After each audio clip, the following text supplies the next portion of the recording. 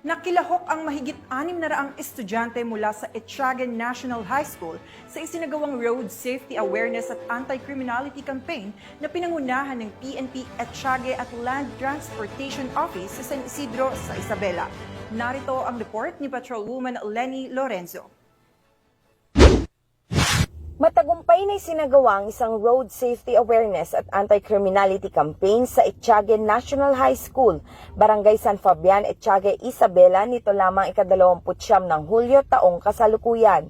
Pinangunahan ni Police Major Domer T. Pelo, officer in charge ng Ethiague Police Station ang nasabing aktibidad sa pakikipagtulungan ni Sir Lorenzo Estudao, District Head ng San Isidro Land Transportation Office o LTO.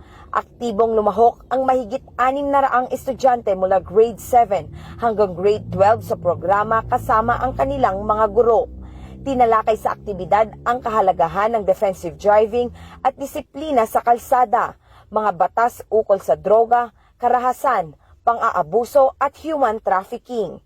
Tampok na tagapagsalita sina Mr. Lorenzo Estudao, Police Master Sergeant Mary Jane Padilla, Police Executive Master Sergeant Michelle Joy Sungahed na nagbahagi ng mahahalagang kaalaman ukol sa mga isyong panlipunan na kinahaharap ng mga kabataan. Layunin ng aktibidad na palakasin ang kamalayan ng mga kabataan hinggil sa kaligtasan sa kalsada at panganib ng kriminalidad, alinsunod sa advokasya ng pambansang pulisya na magtaguyod ng isang ligtas, disiplinado at may malasakit na pamayanan sa ilalim ng bagong Pilipinas.